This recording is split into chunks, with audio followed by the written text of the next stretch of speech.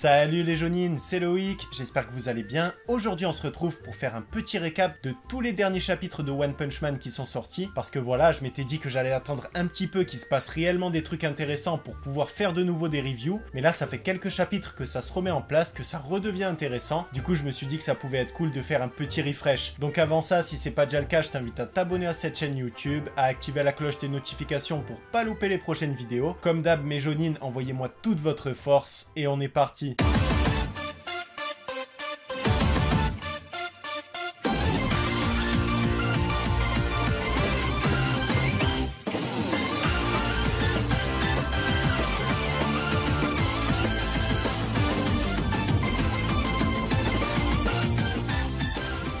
Alors pour commencer, après le combat avec Cosmic Garou, Garou il a repris ses esprits, il est revenu sur le droit chemin et Bang c'est redevenu son maître. Du coup t'as Garou qui est là à essayer de montrer qu'il est plus méchant, t'as Bang qui lui sert de professeur et qui est prêt à le corriger s'il fait n'importe quoi. Et ce qui est cool c'est que maintenant l'association des héros elle a vraiment un allié de taille parce que Garou il est vraiment surpuissant. Donc moi j'ai qu'une hâte et qu'une espérance, c'est qu'un jour on ait enfin le droit au combat entre G, Saitama et Garou, comme dans la fanfiction d'ailleurs qui a été faite. En parallèle j'ai remarqué que ça y est, le manga prenait enfin la même direction que le webcomic. Alors ça faisait très longtemps que c'était plus arrivé. Moi je me disais que ça y est, c'était mort, le manga il allait prendre un chemin totalement différent du webcomic, mais au final c'est pas le cas, et là clairement on a un copier-coller du webcomic en version manga. On a aussi Purport qui a avalé le monstre océanique que personne n'arrivait à tuer, alors que même Saitama lui avait donné un punch, donc ça c'est quand même un truc de fou. Au final je me dis que le pouvoir de Purport, certes il est ridicule, mais il est surtout super puissant. Le mec il peut avaler des ennemis qui sont 2 fois plus gros que lui, il peut résister au poison, il résiste quand même assez bien aux radiations, et surtout il peut te vaincre des ennemis en les mangeant alors que normalement ils sont impinables. Et même sa résistance, en vrai si tu regardes bien, elle est quand même colossale, parce que le mec il s'est pris les rayons laser du monstre océanique depuis l'intérieur de son corps et ça lui a rien fait. En plus il semble avoir une sorte de pouvoir bizarre, quand il est en danger, en difficulté, qu'il a subi beaucoup de dommages, il finit par maigrir, mais une fois qu'il a repris son poids, il reprend tous ses pouvoirs. Donc Purport, mine de rien, malgré qu'il soit dégueulasse et qu'il donne pas envie de s'intéresser à lui, au final je pense que ça vaudrait le coup de s'intéresser à lui parce qu'il a quand même des pouvoirs intéressants. Ensuite on a Saitama qui adopte Rex parce qu'il le trouve trop mignon, et t'as Sperme Noir qui essaye de se taper l'incruste tout simplement pour survivre, hein. Le mec il a plus qu'une cellule à disposition alors qu'à la base il en avait des centaines de milliers de milliards, donc au final il est très faible et il a besoin de protection. Donc t'as Saitama qui accepte et qui part vivre à son nouveau logement, le QG de l'association des héros. QG qui a été remis complètement à neuf par Metal Knight avec un nouveau système de sécurité ultra performant qui selon les dires de Beaufoy surpasserait tous les héros de classe A réunis. Alors franchement j'ai envie de te dire, c'est pas non plus très compliqué parce que les héros de classe A ils sont pas non plus très puissants. Et c'est ça le problème avec One Punch Man, c'est qu'en dessous de la classe S, les héros ne valent plus rien. Et au final, tu peux compter sur eux que pour les petites besognes, pour les ennemis qui sont vraiment très faibles. Mais le truc c'est que là dans One Punch Man, on a des ennemis qui sont de plus en plus nombreux et de plus en plus puissants. Donc au final les classes A, les classes B et les classes C, ils servent de plus en plus à rien. Mais par contre, on a un premier point qui est vraiment très intéressant dans ce chapitre, c'est que Saitama, il est enfin admis dans la classe A des héros. Alors pour le moment, il est à la 39e position, mais ce qui est cool, c'est que maintenant, ça y est, Saitama, il est officiellement reconnu en tant que héros à part entière, parce que comme tu l'as vu par le passé, normalement, un héros de classe B qui est assez bien classé, il est déjà connu par les gens. Donc à plus forte raison, un héros de classe A, même s'il est tout en bas de l'échelle, il est déjà quand même très célèbre. Donc là, ça y est, Saitama, il va être enfin reconnu, ses exploits, ils vont être enfin notés par les gens, et je pense qu'il va atteindre très très vite la classe S, même si normalement, bien sûr, ce qu'il a fait avec Cosmic Garou, ça lui aurait valu de passer directement premier de la classe S. Mais bon, on va pas aller trop vite, c'est quand même cool que ça évolue assez lentement pour qu'on puisse suivre l'évolution. Moi je trouve ça vraiment calé. En parallèle de ça, t'as le dispositif de défense de Metal Knight qui repère Rex et qui repère Sperme Noir. Il les considère évidemment comme des monstres et il commence à les attaquer. Du coup Saitama, il cherche pas à comprendre, il détruit toutes les machines de l'association. Au final t'as tout le monde qui débarque, il demande qu'est-ce qui s'est passé, et quand Saitama il apprend que les machines de Metal Knight elles valent plusieurs milliards, au final il se fait caca dessus et il leur dit que les machines elles ont explosé toutes seules. Et heureusement pour lui, t'as King qui est venu appuyer sa version. Ensuite on voit enfin le vrai visage de Metal Knight, de Beaufoy, et je sais pas toi, mais moi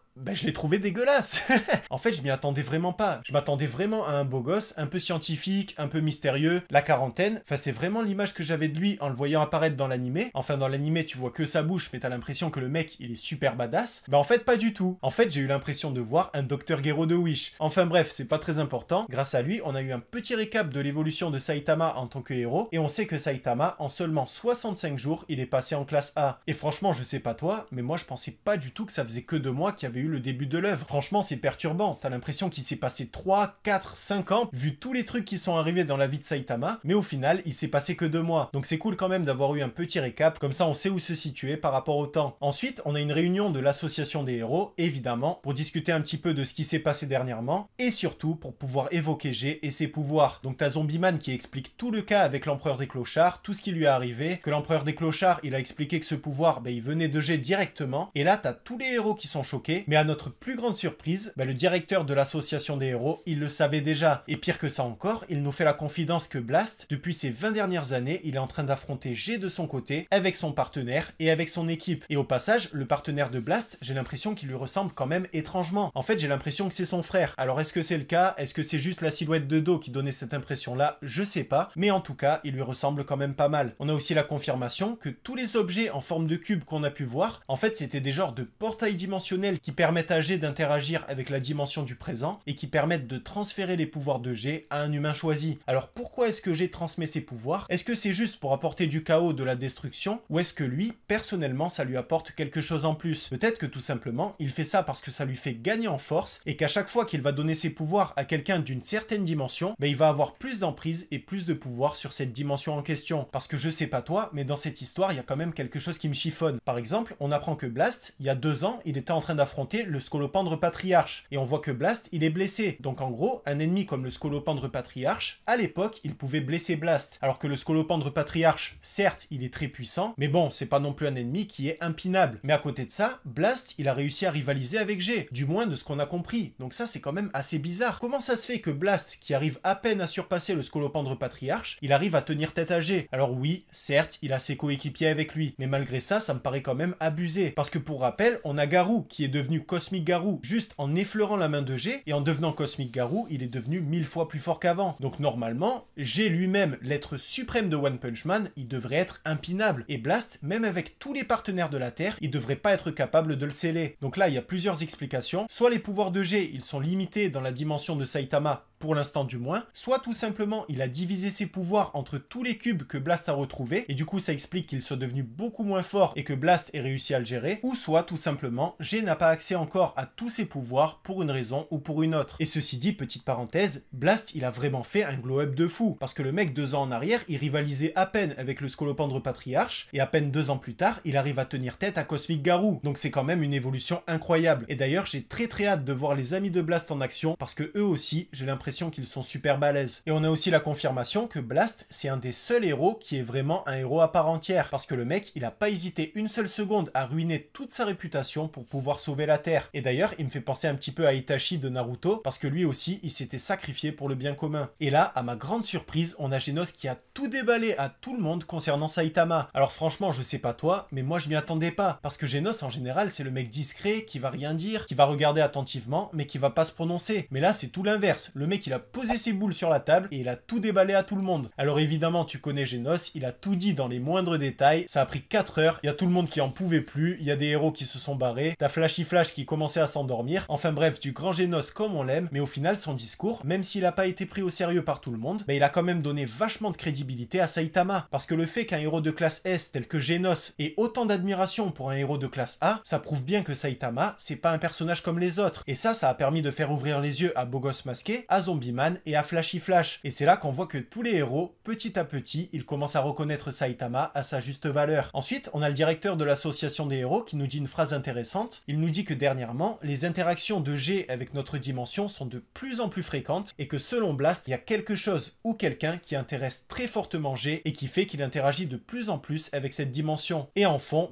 évidemment, on a une image de Saitama, le fameux point qui s'est retourné contre G. Ce qui nous amène au dernier chapitre en date, le chapitre 174, qui commence avec Fubuki qui a fait appel à toute sa garde personnelle pour rendre visite à une certaine personne. Et si t'as lu le webcomic, tu sais de qui il s'agit. On a aussi l'agence de beauté de Beau Gosse Masqué qui commence à engager de nouvelles recrues, mais bizarrement, t'as Beau Gosse Masqué qui les calcule pas du tout et qui est figé sur son téléphone. Et tu vois qu'en fait, il est en train de regarder la vidéo de Saitama qui a explosé très facilement tous les robots de Metal Knight. Et c'est là que tu vois apparaître le vrai visage de Beau Gosse Masqué, un visage clairement de monstre qui va te figer sur place toutes les nouvelles recrues. Et ça c'est cool parce qu'on apprend que Beau Gosse Masqué, derrière toutes ses manies, derrière tous ses airs, au final, il te cache une vraie face de monstre. Et il le dit lui-même, il dit qu'entre eux et lui, il y a une différence vraiment énorme en termes de biologie cellulaire. Et ça nous laisse penser que Beau Gosse Masqué, c'est peut-être devenu un monstre. On a aussi une phrase intéressante de Beau Gosse Masqué qui nous dit que aucun d'entre eux ne possède la même beauté que possède Saitama. Et il développe en disant que c'est la beauté d'une puissance écrasante. Et ce qui est cool, c'est qu'on voit que Beau Gosse Masqué, en fait, il ne s'intéresse pas seulement à la beauté physique, mais il s'intéresse aussi à la beauté que va dégager une personne en fonction de sa force et en fonction de ses capacités. Alors là, évidemment, si tu as lu le webcomic, tu sais ce qui va se passer par la suite. Normalement, il va y avoir quelques passages qui sont vraiment excellents. En tout cas, personnellement, j'ai très hâte de voir comment ça va rendre en manga. Comme d'hab, les amis, si la vidéo vous a plu, pensez à la liker et à vous abonner. N'hésitez pas à me dire en commentaire comment vous pensez que ça va évoluer par la suite. Est-ce que oui ou non, on va enfin avoir le droit à ce combat entre G et Saitama? Et de mon côté, je vous dis à très vite pour une nouvelle vidéo, un nouveau manga, et en attendant que la force vous anime les jeunes.